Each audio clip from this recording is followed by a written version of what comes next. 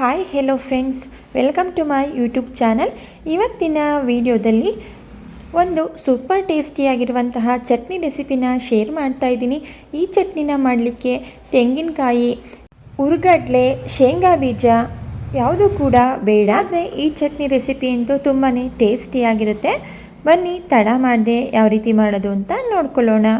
ಈ ಚಟ್ನಿ ರೆಸಿಪಿನ ಮಾಡಲಿಕ್ಕೆ ನಾನಿಲ್ಲಿ ಗ್ಯಾಸ್ ಸ್ಟವ್ನ ಆನ್ ಮಾಡಿ ಒಂದು ಪ್ಯಾನ್ ಇಟ್ಕೊಂಡಿದ್ದೀನಿ. ಪ್ಯಾನ್ ಬಿಸಿ ಆಗಿದ ನಂತರ 1 ಟೇಬಲ್ ಸ್ಪೂನ್ ಆಗುವಷ್ಟು ಉದ್ದಿನಬೇಳೆ, 1 ಟೇಬಲ್ ಸ್ಪೂನ್ ಆಗುವಷ್ಟು ಕಡಲೆಬೇಳೆ, ಈ 2 ಪದಾರ್ಥಗಳನ್ನು ಸೇರಿಸಿ ಲೋ ಫ್ಲೇಮಲ್ಲಿ 1 ನಿಮಿಷಗಳ ಕಾಲ ಚೆನ್ನಾಗಿ ಇದನ್ನು ಫ್ರೈ ಮಾಡ್ಕೊಳ್ಳೋಣ.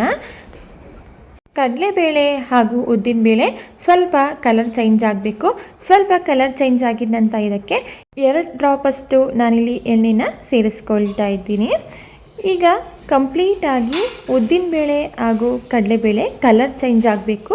ಅಲ್ಲಿವರೆಗೂ ಇದನ್ನು ಎಣ್ಣೆಯಲ್ಲಿ ಮಿಕ್ಸ್ ಮಾಡ್ಕೊಳ್ತಾ ಫ್ರೈ ಮಾಡ್ಕೊಳ್ಳೋಣ.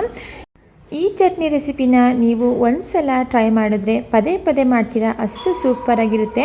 ನೋಡಿ, 90% ಉದ್ದಿನಬೇಳೆ ಹಾಗೂ ಕಡಲೆಬೇಳೆ ಚೆನ್ನಾಗಿ ಫ್ರೈ ಆಗಿದ ನಂತರ ಇದಕ್ಕೆ 1 ಟೇಬಲ್ ಸ್ಪೂನ್ ಆಗುವಷ್ಟು ನಾನಿಲ್ಲಿ ಬಿಳಿ ಎಳ್ಳನ್ನು ಸೇರಿಸ್ಕೊಂಡು ಗಮ್ ಅಂತ ಅರೋಮ ಬರೋವರೆಗೂ ಇದನ್ನು ಸಹ ಲೋ ಫ್ಲೇಮಲ್ಲಿ ಇಟ್ಟು ಫ್ರೈ ಮಾಡ್ಕೊಳ್ತಾ ಇದ್ದೀನಿ. ಈಗ ನೀವಿಲ್ಲಿ ನೋಡ್ತಾ ಇರ್ಬೋದು, ಇದು ಸಹ ಆಗಿದೆ, ಅರೋಮ ಕೂಡ ಬರ್ತಾ ಇದೆ.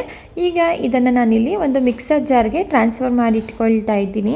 ವೆರಿ ಸಿಂಪಲ್ ಹಾಗೆ ತುಂಬಾ ಟೇಸ್ಟಿಯಾಗಿರುವಂತಹ ಚಟ್ನಿ ರೆಸಿಪಿ, ಒಂದು ಸಲ ಟ್ರೈ ಮಾಡಿ ನೋಡಿ.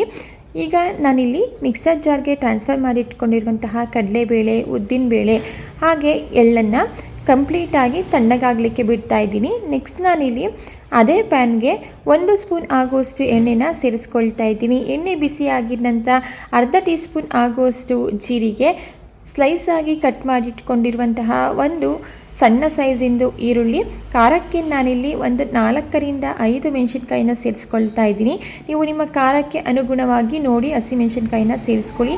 ಹಾಗೆ ಸ್ವಲ್ಪ ಕರಿಬೇವಿನ ಸೊಪ್ಪು, 4 ಎಸಳಷ್ಟು ಬೆಳ್ಳುಳ್ಳಿ, ಅರ್ಧ ಇಂಚ್ ಆಗುವಷ್ಟು ಶುಂಠಿ, ಇಷ್ಟು ಪದಾರ್ಥಗಳನ್ನು ಸೇರಿಸಿ ಈರುಳ್ಳಿ ಕಂಪ್ಲೀಟಾಗಿ ಸಾಫ್ಟ್ ಆಗಬೇಕು. ಅಲ್ಲಿವರೆಗೂ ಇದನ್ನು ಮೀಡಿಯಮ್ ಫ್ಲೇಮಲ್ಲಿಟ್ಟು ಮಿಕ್ಸ್ ಮಾಡ್ಕೊಳ್ತಾ ಫ್ರೈ ಮಾಡ್ಕೊಳ್ಳೋಣ.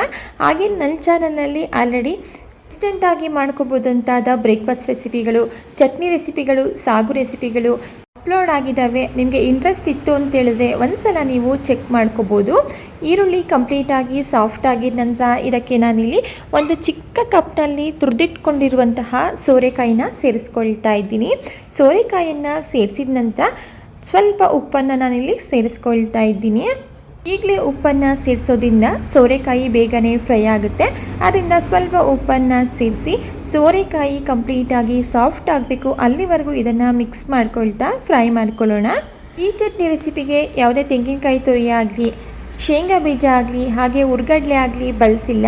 ಆದರೆ ಈ ಚಟ್ನಿ ಟೇಸ್ಟ್ ಅಂತೂ ನಾವು ಹೋಟೆಲ್ನಲ್ಲಿ ತಿಂದಿರ್ತೀವಲ್ವ ಚಟ್ನಿ, ಅದೇ ರೀತಿ ಇರುತ್ತೆ, ಅದೇ ಟೇಸ್ಟಲ್ಲಿರುತ್ತೆ.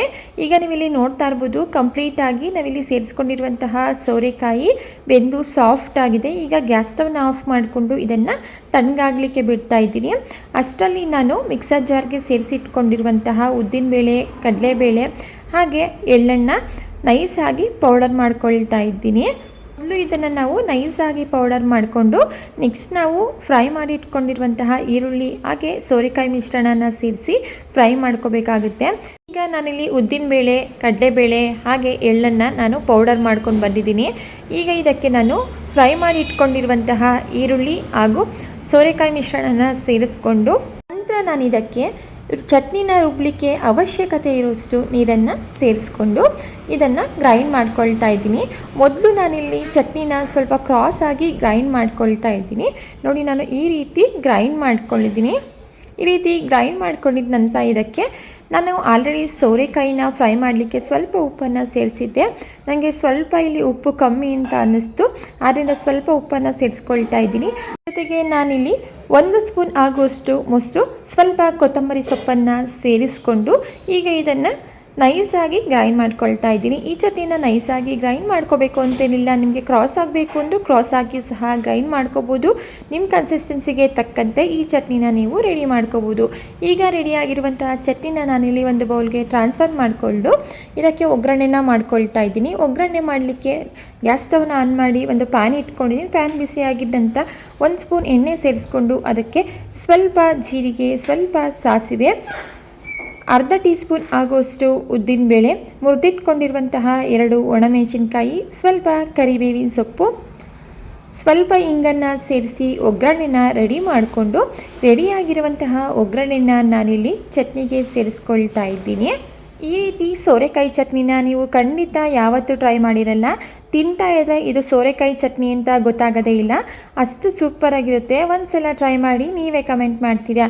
ಈಗ ಚಟ್ನಿಗೆ ನಾನಿಲ್ಲಿ ಒಗ್ಗರಣೆನ ಸೇರಿಸ್ಕೊಂಡು ಚಟ್ನಿ ಜೊತೆ ಚೆನ್ನಾಗಿ ಹೊಂದ್ಕೊಳ್ಳೋ ರೀತಿ ಮಿಕ್ಸ್ ಮಾಡ್ಕೊಳ್ತಾ ಇದ್ದೀನಿ. ವೆರಿ ಸಿಂಪಲ್ ಹಾಗೆ ಈಸಿಯಾಗಿರುವಂತಹ ಚಟ್ನಿ ರೆಸಿಪಿ. ಈಗ ರೆಡಿಯಾಗಿರುವಂತಹ ಚಟ್ನಿನ ನಾನಿಲ್ಲಿ ಇಡ್ಲಿ ಜೊತೆ ಸರ್ವ್ ಮಾಡ್ಕೊಳ್ತಾ ಇದ್ದೀನಿ. ಟೇಸ್ಟಲ್ಲಿ ಯಾವುದೇ ರೀತಿಯ ಕಾಂಪ್ರಮೈಸ್ ಇರೋದಿಲ್ಲ. ನೀವು ಈ ಚಟ್ನಿನ ಯಾರಿಗಾದರೂ ಮಾಡಿಕೊಟ್ರು ಸೋರೆಕಾಯಿ ಚಟ್ನಿ ಅಂತ ಕೂಡ ಯಾರಿಗೂ ಗೊತ್ತಾಗೋದಿಲ್ಲ. ಯಾಕಂದರೆ ಇದು ನಾವು ಹೋಟೆಲ್ನಲ್ಲಿ ತಿಂದಿರ್ತಿರಲ್ವ ಶೇಂಗಾ ಚಟ್ನಿ, ಅದೇ ರೀತಿ ಟೇಸ್ಟ್ ಇರುತ್ತೆ. ಒಂದ್ಸಲ ಟ್ರೈ ಮಾಡಿ ನೋಡಿ, ನಿಮಗೆ ಟೇಸ್ಟ್ ಗೊತ್ತಾಗುತ್ತೆ. ಓಕೆ ಸ್ನೇಹಿತರೆ, ಇವತ್ತಿನ ವಿಡಿಯೋದಲ್ಲಿ ಸೋರೆಕಾಯಿ ಚಟ್ನಿ ರೆಸಿಪಿ ಯಾವ ರೀತಿ ಮಾಡೋದು ಅಂತ ನೋಡಿದ್ರಲ್ಲ. ಈ ವಿಡಿಯೋ ನಿಮಗೆ ಸ್ವಲ್ಪನಾದರೂ ಇಷ್ಟ ಆಗಿದ್ದರೆ ಇದೇ ರೀತಿ ಟೇಸ್ಟಿ ಹಾಗೂ ಡಿಫ್ರೆಂಟ್ ರೆಸಿಪಿಗಳಿಗಾಗಿ ನೀವು ಮಾಡಬೇಕಾಗಿರೋದು ಇಷ್ಟೇ. ದಯವಿಟ್ಟು ಚಾನಲ್ನ ಸಬ್ಸ್ಕ್ರೈಬ್ ಮಾಡಿಕೊಂಡು ಚಾನಲ್ಗೆ ಸಪೋರ್ಟ್ ಮಾಡಿ, ಹಾಗೆ ವಿಡಿಯೋಗೆ ಲೈಕ್ ಮಾಡಿ. ಮತ್ತೊಂದು ಹೊಸದಾದ ರೆಸಿಪಿಯೊಂದಿಗೆ ಮರಳಿ ಸಿಗೋಣ. Thank you for watching.